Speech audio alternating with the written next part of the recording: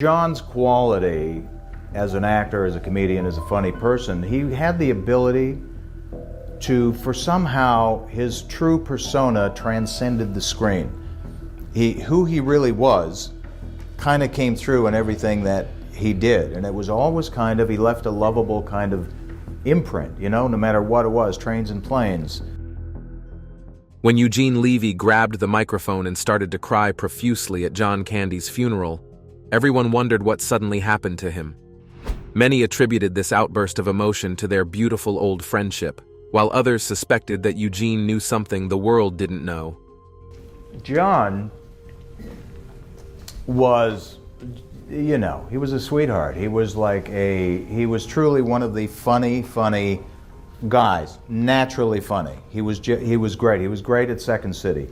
Now, Eugene Levy has come out with a very shocking revelation about John. What did he say, and why should it be regarded as important? Join us as we explore Eugene Lewy's unusual relationship with John Candy and the new revelation. The unexpected revelation. Anyone who knew John Candy in his lifetime would agree that the young man was incomplete without his friend, Eugene Levy. Their connection was more than just work and Hollywood. It was personal. In fact, countless times Eugene has affirmed that the loss of John has left a gap in his life, a gap so deep that no one else would ever be able to fill.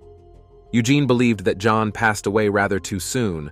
Good evening. Some stories we're following. Tributes pour in for one of Canada's most famous entertainers. John Candy is dead at the age of 43. But that's not even half of the gist. Eugene has just come out with a deeper and shocking revelation about John Candy. This revelation will definitely leave you on the edge of your seat, so brace yourself. Eugene shared that John Candy lived his life as a big-hearted guy. He had this natural way of being funny that seemed to just come out of him effortlessly. Whether on the Second City stage or in his unforgettable movie roles, he always stood out. Eugene believed that what made his friend special was how his real personality came through in everything he did. Everyone always noticed his charm, and it really stuck with anybody who came in contact with him. Even with his growing success, Eugene believes that there was always a shadow that haunted John from his childhood days. It was a sad shadow that never entirely left him, regardless of anywhere he was. By 1976, John had become a household name in Canada, especially in his role in comedy sitcoms. His characters like Johnny LaRue and William B. Williams made audiences laugh. It's time for Cooking with LaRue. Fast recipes for limited budgets with Chef Johnny LaRue. Hi, I'm Johnny LaRue, as you already know. Still behind the humor, there was a quiet sadness that never seemed to fade. John's humor was a gift, but it was also a shield, something to keep the world from seeing the heartache he still carried from losing his father so young. While Hollywood took notice of his talent in the late 70s, and John made his way into American films, at his core, he still missed his father and still carried that pain with him. Throughout the 80s, John became a familiar face in Hollywood, being one of the funniest and kindest actors in the business. Friends would say he was the life of the party, but there were moments when he would go quiet and lost in his thoughts. He was said to always wonder what his dad would have thought about his success if he were alive. Meanwhile, behind the scenes, his health was catching up with him. The same heart disease that took his father at 35 cast a dark cloud over John's own life. He had several risk factors for heart disease, including a family history of early heart problems. His dad had passed away from a heart attack way too young, and John could sense it was his time too. John Candy had a history of binge eating and extreme dieting, but remained severely obese throughout most of his adult life. However, there are reports that there was another aspect of John's life that can also have a devastating effect on the heart. To be fair, John Candy had a pretty good run in his career. In 1987, he made a big move in his career, teaming up with Steve Martin in the Planes, Trains, and Automobiles, a film written and directed by John Hughes. The film clicked with people, getting a lot of praise and raking in almost $50 million at the US box office. But yet again, underneath all the laughs, Eugene Levy believes that John felt the heavy expectations and stress that come with being successful and wasn't entirely over the moon with the excitement. While some of his friends would agree that some of his projects hit the mark, others like Eugene feel like his projects were a mixed bag. John Candy had flops like A Speed Zone and Uncle Buck in 1989. Those films were hits, but failed to do well in the box office comparatively with other films that year. In 1991, he was in Only the Lonely, a movie that got good reviews, but also fell flat at the box office. His stint in Nothing But Trouble went on the infamous flop list alongside Delirious and Once Upon a Crime, which added to his load. Despite the flops, and looking back on his career, he seemed to long for more chances. Sadly, unfinished projects haunted him. John was meant to play Ignatius J. Riley in a movie adaptation of The Confederacy of Dunces, but it never happened. It was almost like fate was cruel to him. He was a fantastic comedian, but maybe not so lucky. At one point, he was considered for a role in the remake of The Last Holiday, but that part went to Queen Latifah. There was also talk of him starring in a comedy with John Hughes and Sylvester Stallone called Bartholomew vs. Nee, but those plans faded too. Even in animated movies, they wrote roles for him in the Red Feather movie, the Turkey movie, and Pocahontas, but they all got cut after he passed. John's career was filled with joy and love, but the shadows of loss were always there. People who are movie stars from different generations. The younger, of course, is John Candy, and Maureen O'Hara has made 56 motion pictures, including all-time classics like The Quiet Man and Miracle on 34th Street. Amidst this storm, however, John Candy shared his life with his lovely wife, and they had 2 kids together, Christopher Michael and Jennifer Ann. He was a devoted Roman Catholic, finding comfort in his faith through life's ups and downs. Living in Brentwood, Los Angeles, he loved the sunshine and hanging out with friends, but more importantly, he loved Eugene Levy so much. The two of them shared so much bond, love, and even secrets that no one else knew about. You might wonder why these two were so close. The similarities in their backgrounds and upbringing will leave you shocked. The unusual connection of John and Eugene. Although they were born into different families and grew up in different localities, Eugene Levy and John Candy's lives mirror each other in a way that amazes one. Eugene Levy grew up in a modest Jewish family in downtown Hamilton, Ontario. His mom, Rebecca, was a homemaker, while his dad, Joseph, worked as a foreman at an auto plant. He had siblings, Fred and Barbara. His family background was poor, with his mom coming from Glasgow and his dad's safari roots returning to Spain and Bulgaria. Life wasn't always a walk in the park, but those experiences shaped him into the man he became. While at Westdale Secondary, Eugene was known not for his comedy skills, but for being a leader. He was the student council president.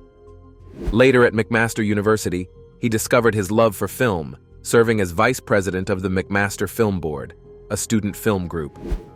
Just like his friend, John Candy, on the other hand, was born on October 31, 1950 in Toronto, but grew up in Newmarket, Ontario. His upbringing was modest, shaped by the working-class roots of his Catholic family. Life wasn't always easy, and it soon became even more difficult when John was just 5 years old. His father, Sidney, passed away from heart complications at the age of 35. The loss left a void that John would carry with him for the rest of his life. John's mother of Polish descent worked hard to raise him and his siblings. Their tiny home at 27 Woodville Avenue in East York held memories both sweet and painful, but it was a place where John's kind and gentle spirit began to form. He was a boy with big dreams, but life had its way of throwing hurdles. In high school, John excelled in football, dreaming of a career as a professional player. However, a knee injury crushed that dream. Those close to him have even testified to how John had always thought football was him, but sometimes life has other plans. After the injury, John's life took a different turn. He enrolled at Centennial College, planning to study journalism, but something inside him pulled him toward the arts. He found solace in acting, and soon it became his passion. He moved on to McMaster University, where he fully embraced his new path. In 1971, John landed a small role in a play called Creeps Film, a humble beginning that would spark a long and beloved career. He began appearing in small roles on Canadian TV shows and films, working hard for every part. He's made you laugh, he's made you cry, and now he's making movies. Background action. Played in place. Hysterical, Rich. Hold on. Action. His breakthrough came in 1972 when he joined the Second City Toronto's famous improv group. That's where people first started noticing his unique comedic talent. In that same year, miraculously, Eugene's big break also came when he landed a role in the Toronto version of Godspell. What was meant to be a short show turned into a huge hit, helping not just Eugene, but also stars like Victor Garber, Andrea Martin, Gilda Radner, and Martin Short. Kick-starting their careers that period was something special, buzzing with energy and hope, but also with a bit of uncertainty. Yet it was clear these two had something special, a talent that would develop over time. Eugene, on his part, later found himself at Second City in Toronto, where his humor flourished. The two finally met during an audition for a partnership with Christopher Guest on mockumentary Like a Mighty Wind. This show let the two shine in a new way and also grew the bond between them. Eugene's career took a surprising direction in his later years when he teamed up with his son John to create a TV show, Creek. Eugene and John infused warmth, humor, and depth into their characters, and it wasn't just comedy. It was a heartfelt story about family love and redemption, sharing the screen with their kids. The Dying Days. In March 1994, tragedy struck while filming The Wagons East in Durango City, Mexico. John Candy died in his sleep at just 43 years old. The news hit everyone hard. A spokesperson said it was a heart attack, but those who knew him realized that his struggles had been building up for years. John often turned to food when stressed. John Candy's life was celebrated as a fairy tale, but the reality behind the scenes was far more complicated. He faced several issues in a mental health facility, especially with the pressures of public life and a very troubled mind. John struggled with severe depression, and his self-esteem plummeted in an environment where he often felt isolated. This part, according to Eugene Levy, was where he came into the picture. He knew that John was going down the mental hole, and he felt the best he could do for a friend was to present him with a space of peace. That's not all. As John Candy's dying days began to knock more profusely, his friendship with Eugene Levy grew more and more, and eventually became a source of public interest. Sports was one thing the two friends loved. In 1991, they teamed up with Wayne Gretzky to own a piece of the Toronto Argonauts, a Canadian Football League team. They shook things up in the sports world, making headlines with bold moves like signing NFL star Raghib Ismail. They were always seen together with their families during games. Until today, their roles in Steven Spielberg's 1941 movie remain historic for anyone who knew the two friends. Their performance was the talk of the town, but more importantly, John's presence on screen caught people's attention. John Candy was the lovable, big-hearted guy on screen, the kind you couldn't help but root for. He had a way of making you laugh and feel simultaneously. In all of this, Eugene saw him as a friend, not a competitor. The encounter has left many Instagram users buzzing with excitement, with comments flooding in expressing awe and admiration for the fortunate fans. One user gushed about how lucky Aditya and his friends were to have met his favorite star, while another lamented that she has been waiting for years to meet him, but to no avail. All in all, the commenters were all thrilled to see their favorite star being so friendly with fans and couldn't wait for when it would be their turn. Actors and famous people alike have been rumored to always keep their fans at arm's length regardless of the situation. Some fans have been lucky enough to get an autograph or have the star walk into their picture frame at just the right time. But not many have had the kind of experience Aditya and his friends had when they met Tom Cruise in London. The actor's affection towards them has not only earned him more followers and admirers, but his fans have started to see him in a different light. Not as someone they didn't stand a chance with or someone inaccessible like other celebrities, but as someone they look forward to meeting either accidentally like Aditya or intentionally. But it seems like Aditya and his pals haven't been the only ones to have such a nice encounter with the famous Tom Cruise. Here's where things start to get interesting. In the glittering world of Hollywood, there are few stars as adored and sought after as the charismatic Tom Cruise. With a global fan base spanning continents, admirers often go to great lengths to glimpse their favorite celebrities. From globe-trotting to enduring long hours of waiting, these enthusiasts spare no effort to meet their idols in person. Genuine fans, it would seem, cheering, screaming, waiting for hours just for a glimpse of Hollywood superstar Tom Cruise. Getting a glimpse of these stars, or hopefully a picture, was a good enough reward for the lengthy hours of wait. However, at the highly anticipated premiere of Mission Impossible 7, one passionate woman had an unforgettable encounter with her lifelong crush, Tom Cruise. The star-studded event became the backdrop for a heartwarming moment that mesmerized both Cruise and the fans. The woman, at Grace_TRX, an Instagram user, took to Instagram to share a video of her speaking to Tom Cruise and expressing her admiration for him.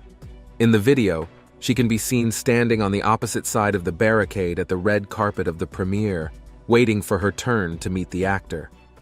When she finally got a chance to interact with the actor, she first of all gave him her heartfelt wishes on his birthday. When that was out of the way, she warmly greets the actor before revealing that her mother had a crush on Tom Cruise 30 years ago and playfully admits that she shares the same admiration for the actor.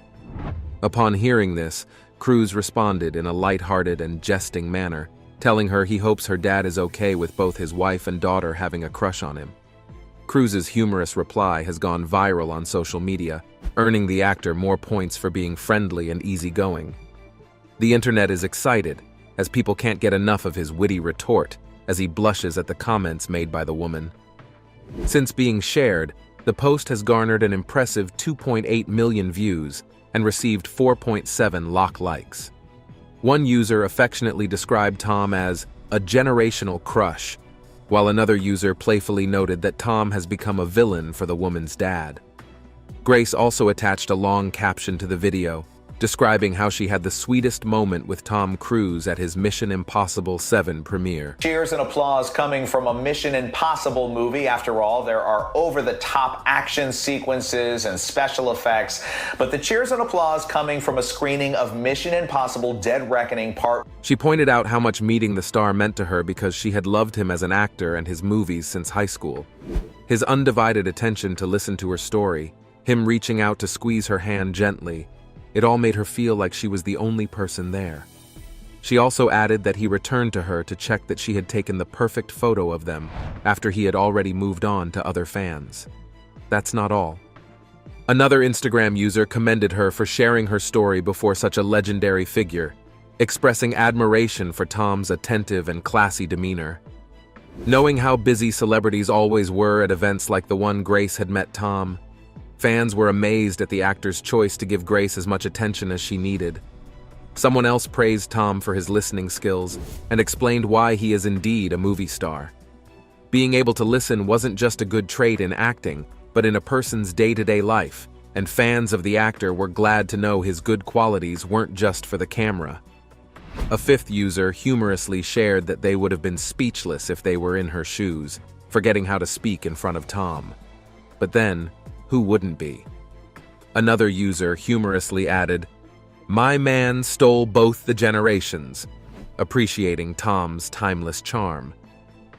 Grace's affection towards the actor was seen as natural due to the fact that almost every woman on the planet has had and still has a crush on Tom, but hearing about her mother's crush fascinated the fans.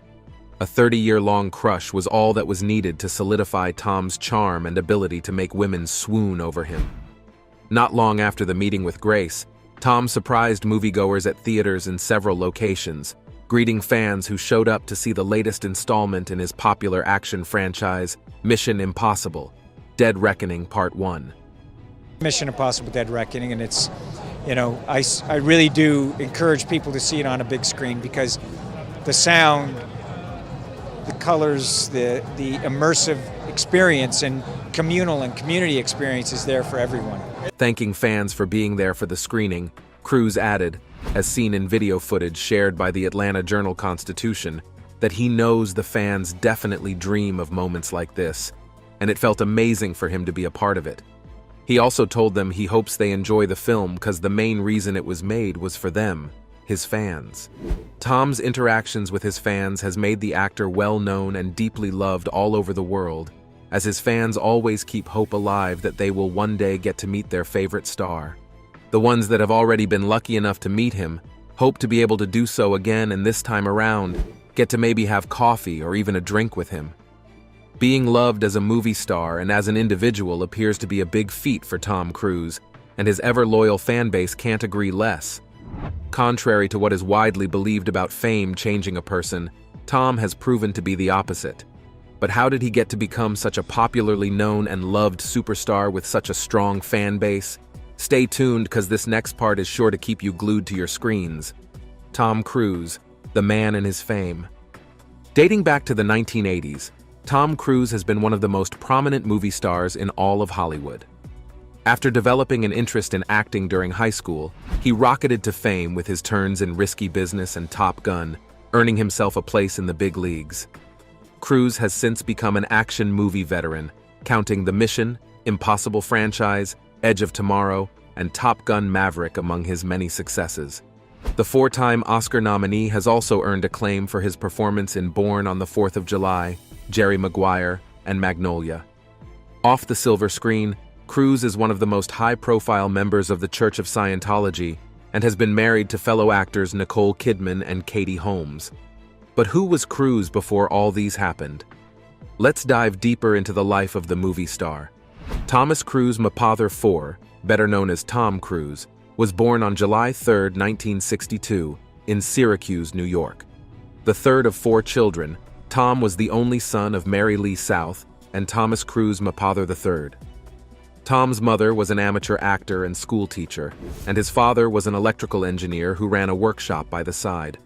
His family moved around a great deal when young Tom was a child to accommodate his father's career, and because of this, Tom found himself at over 6 schools before he became a teenager. When he was 11, Tom's parents divorced, and the children moved with their mother to Louisville, Kentucky.